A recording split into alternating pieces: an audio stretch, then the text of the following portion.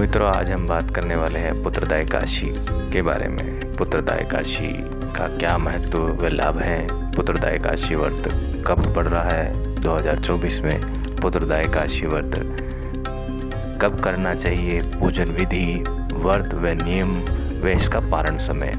तो मित्रों, आपको बता दें, महाभारत काल में भी इस एकादशी व्रत का प्रसंग आता है, जिसमें धर्मराज युधिष्ठिर ने भगवान श्री कृष्ण जी से पौष पुत्रदा एकादशी व्रत के बारे में वर्णन करने के लिए प्रार्थना की।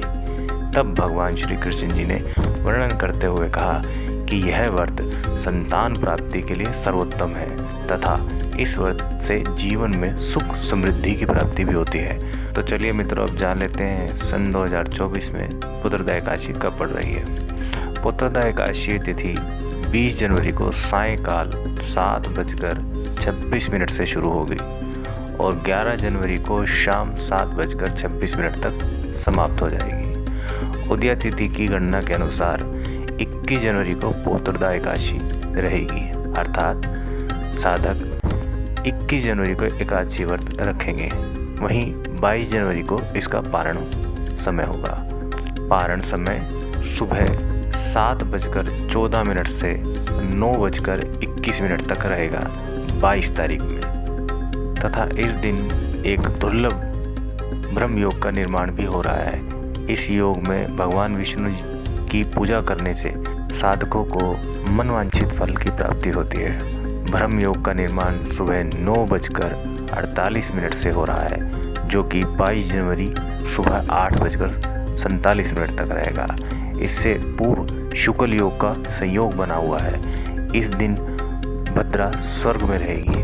भद्रा योग का निर्माण सुबह 7:23 से शाम 7:26 तक रहेगा। पूजन विधि इस प्रकार रहेगी। सर्वप्रथम सुबह उठकर सुबह शुद्ध जल से स्नान करें, साफ व स्वच्छ वस्त्र धारण करें, भगवान विष्णु व लक्ष्मी माता के सामने घी का दीपक जलाएं, व्रत का संकल्प लें, भगवान विष्णु को पीला चंदन अर्पित करें, पीले वुषु चढ़ाएं, घी का दीपक जलाएं, भोग में तुलसी का दल रखना ना भूलें, विष्णु सहस्त्र नाम का पाठ करें, भगवान साथ ही माँ लक्ष्मी का पूजन भी करें, लक्ष्मी चालीसा का पाठ करें, माँ लक्ष्मी को कमल का पुष्प अर्पित करें, धूप दीप नैवेद्य चढ़ाएं। नैवेद्य में सफ़ेद मिठाई का प्रयोग कर सकते हैं, खीर भी अर्पण की जा सकती है। सायकाल दीपदान करें। व्रत के अगले दिन द्वादशी तिथि में व्रत का पारण करें। तो चलिए अब जान लेते हैं व्रत में क्या कुछ खाया जा सकता है। इस दिन व्रत रखने वाले लोग फल, चीनी, कुट्टू, आलू, साबूदाना, शकरकंदी, जैतून, नारियल, बादाम, अदरक, काली मिर्च, सेंधा नमक आदि इत्यादि का सेवन कर सकते हैं। अब बात कर लेते हैं कथा की। भद्रावती नामक नगर में सुकेतु नाम के एक राजा थे। वे बहुत बहादुर, कुशल शासक और दानी राजा थे।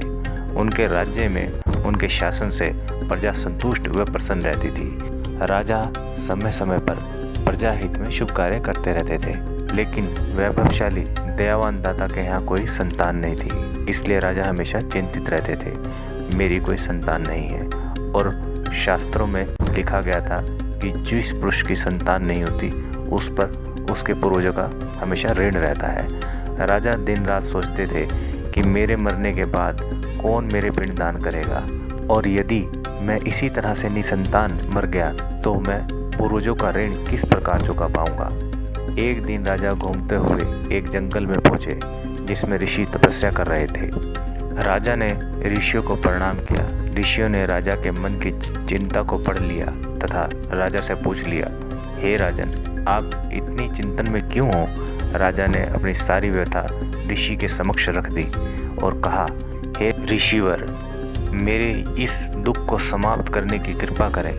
कोई उपाय साधन मुझे बताएं जिससे मेरे यहाँ संतान हो सके। तब ऋषि ने कहा, पौष मास के शुक्ल पक्ष में एकादशी तिथि को पौष पुत्रदा एकादशी व्रत करें। इस व्रत को करने से आपके यहाँ पुत्र रत्न की प्राप्ति हो जाएगी। राजा ने ऋषि की बात को सुना तथा व्रत करने की विधि का ज्ञान लेकर अपने महल को गया। राजा ने अपनी पत्नी के साथ मिलकर व्रत को किया तथा राजा को पुत्र रत्न की प्राप्ति हुई। इति पुत्रदा एकादशी व्रत कथा संपूर्णम। तो अब सब मिलके बोलेंगे ओम नमो नारायण।